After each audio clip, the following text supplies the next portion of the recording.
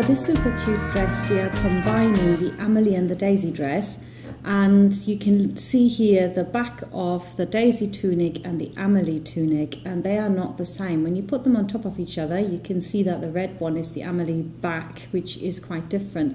So what you want to do is right where the arm starts, you want to cut both apart, and then we're going to join them together, so you've got the Amelie lower part and the Daisy tunic upper part, and you get a complete pattern. You repeat that then on the front, so again you get a different pattern. Then on the sleeve, all I've done is I've added a slit 5 centimeter in length, 1/3 over from the back of the sleeve.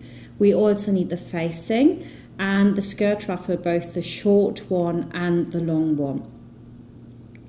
Here you can see the sleeve. We want to gather the top edge, and here we've got the slit, and we're going to gather all the lower end as well. As with the Daisy dress, we've got a snip here. That's the point up to which we're going to sew the back shut.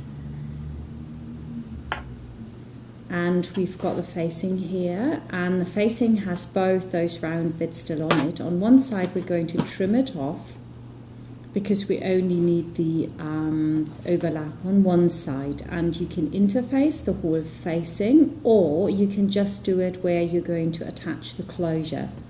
So the first thing to do is to cut off the left side here. So if you do exactly what I do in this video, you'll be okay. And then this facing goes underneath the back like that. So you could at this point now also cut off the round bit on the other side of the back. We are going to use binding, and the binding is going to be ironed in half and then from either side, 22 inches for 2 long ones, and then 2 short ones, 6 inches long, and they're only ironed in half. You want to attach the bias binding for the slit to the wrong side of the sleeve, so that you keep to the 1 centimeter seam allowance, but you have that dip in here where you cut in. That's the same as on the Natalie dress I did, the closure. So if you want to see that in more detail, you can have a look at that.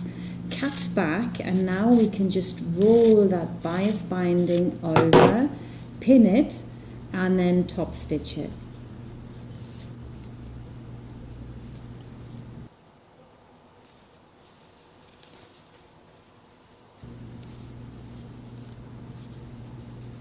You want to make sure that you stitch nicely on the edge. I always see people stitching way too far over, and it might reveal actually the seam underneath it, and it just is very unsightly. So what you want to do is be about 1 millimeter or 1.5 millimeters off the edge there, and you sew this shut. So it looks like this.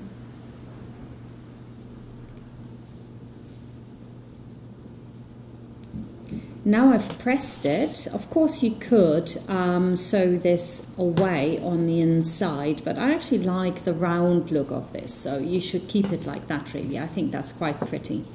As you could see earlier, I forgot to cut it back on the back here, the little round bit, so I've done that now as well. And we can now already put our sleeves in. So right sides together, put the sleeve in, and just pin it in the front and the back all the way around.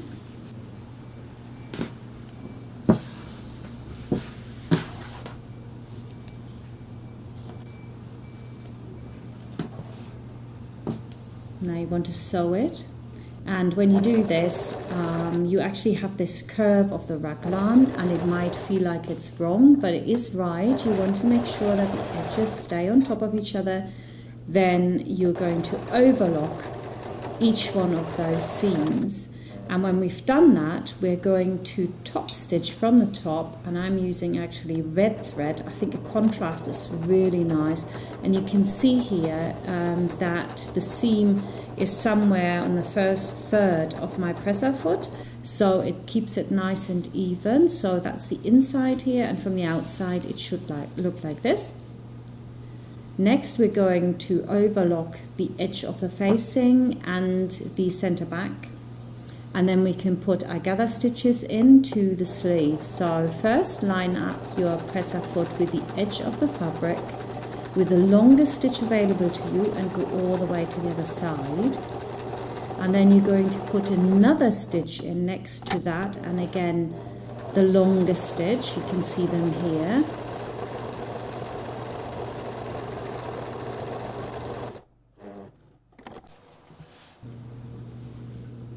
Now we're going to put the facing on. So you don't start at the lowest point, you start about 2 centimeters up. It makes sewing easier. And then the snip, which indicates where the sleeve starts, you put a pin, and you equally put a pin where the sleeve ends, so that automatically will then tell you how much you have to gather your sleeve. So if you then secure it with a figure of 8 on one side, and then you can pull the threads from the other side, and again you can secure those, then it's quite easy, isn't it? You don't want to start pulling these gather threads before you even put it together. It's much easier like this. Now I can distribute them nicely. And I want to point out that the actual dress that you are making when you get the pattern has got less gather on it. It was far too much. Now we're going to start sewing it all the way around. Again, line up your edges neatly. And when you get to corners and the curve, you always should reduce the stitch length a little bit so that nothing can fray and the corners will sit really well.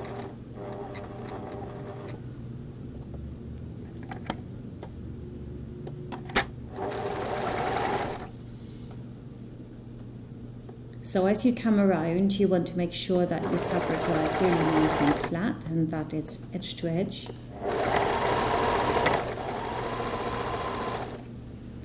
And as I said before, when you get to the round bit, you want to actually reduce the stitch length a bit so that it's really nice and small stitches. So I'm doing stitch length 1 here, just for the little curve, just so nothing can fray. You might want to draw this with a pencil first so that you get the round bit really nice.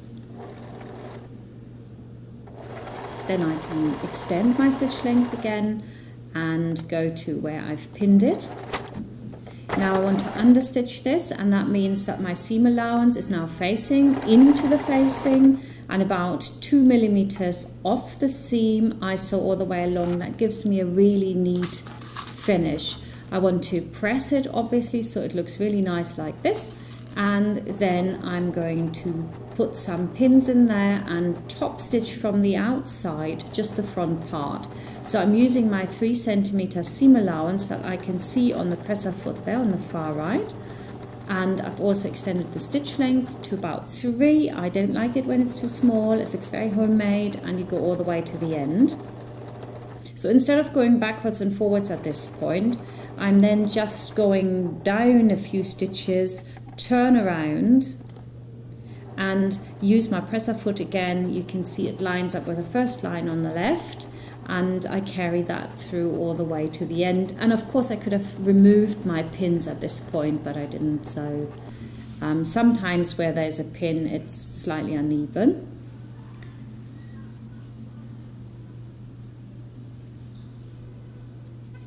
So I'm now ready really to close my underarm seam and then overlock it and iron it, and I'm going to put my binding now onto the bottom of my sleeve, to which I obviously have to put in some gather threads as well.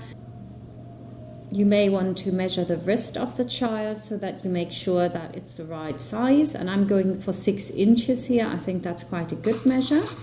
So I need to mark the center of my bias binding. Remember, it's 22 inches long, so I now put it in the middle, so that should be 11 inches. And then I'm going to also mark the center of my sleeve there at the back, so that we have an equal amount hanging over each one of the edges. Then I measure 3 inches on either side of that central pin so that I can attach that to the front of the sleeve, and again I can then pull the gathers to fit that, and that makes sure that it's the same on both sides and it'll look really even. pull the gathers and pull it a bit until it fits, secure with a figure of 8, and then you can just sew in that groove that you've ironed before. So make sure that the gathers are nice and even underneath it, and from one end to the other. Once I've done that, I can remove my gather threads. I always like to work quite tidy, so I don't have lots of thread hanging around. It just confuses things. Cut back your seam allowance because it doesn't like to roll over easy otherwise. And then we can just fold over our bias binding to the outside. It's so important to always start on the inside so that you've got the visible seam from the top. Then you should get some tissue paper and put that underneath the end so that it transports. Anyone that worked with jersey knows that it likes to suck in the fabric, and a little bit of tissue paper underneath it and it won't do it. So there you can see it just coming over, and you just follow this right to the other side basically. And when you go where you have your gathers, you want to be really close. You don't want this to be far off. So we've got 1 millimeter or just over where we're sewing it down, and when you get to the end you might want to use the tissue paper again, but on most machines as you come off it's not as bad as when you start, so it usually works. But if not, put some tissue paper underneath it and you'll have a really good end. Just remove now the tissue paper, it just comes away like that. I'm using some border stuff. And you've got a really beautiful little bow at the end, or like a spaghetti sauce catcher. Now for the facing, you can just sew this in by hand. And I did that on the Daisy dress, if you remember. But if you want to sew a triangle in, you can of course do that from the outside, then you don't have any hand stitching. I think though that if you do a triangle and you don't do it well, then it's better not to do it at all and just to do some hand stitching here.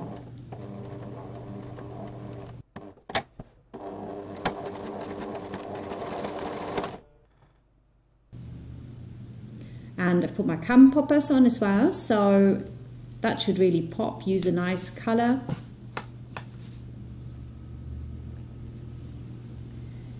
And I've put 3 bows on the front as well, and you can see how big the sleeves are here, and the neckline is really big. So the pattern that I've designed for you has got the neckline 1 centimetre higher, and there's 2.5 centimetres less in gathers, and it looks so much nicer. Now we can do the frill for the bottom. So sometimes you get fabric that really rolls, so if you starch it before you cut it out, really starch it to death, you don't have much of a problem with it. Then you want to iron it up and overlock the edges, of course, and we are going to close the side seams on either side before we do the hemming. So centimetre seam allowance and overlocking it and all that. And then if you did the stitching from the inside, you would get uneven stitching like this. And I'm showing you this because it's so much better when you sew it from the outside. Now, if you've ironed it up evenly, there's no reason why you need to sew from the wrong side.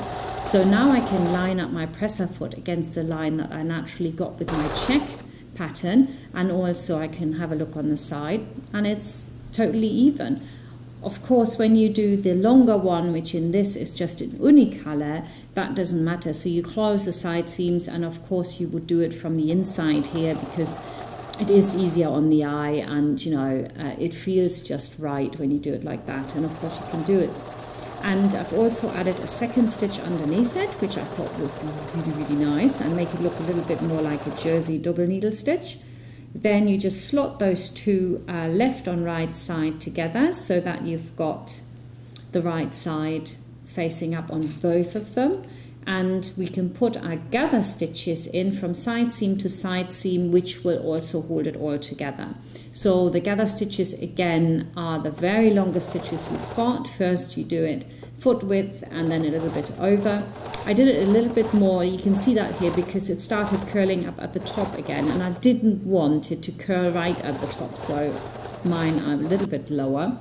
Then you stick right side to right side, side seam on side seam, put put your dress inside there, and then you can again just adjust your gathers to fit between those needles, like you can see me do there, and then you just pin it on. And once we've done that, we can just sew it in. And you should be between the two gather lines that you've got. And if you look really closely, you can only see one here, and that's because my thread ripped. And I was very annoyed, but I didn't do it again. So you would be sewing between those two. And there we are. We have finished our dress. It's got beautiful, beautiful ties at the side. Please remember that the sleeves aren't as big as that. They look much, much cuter now. And it is a really lovely dress. Please check on my website for all the other ideas you can pick up on. So we've got a slim sleeve as well. We've got it elasticated at the end like it's worn here, with a skirt attached in very many ways as well. And this is Holly's and Polly's princess dresses, which are also coming up on my project page. Thank you for watching.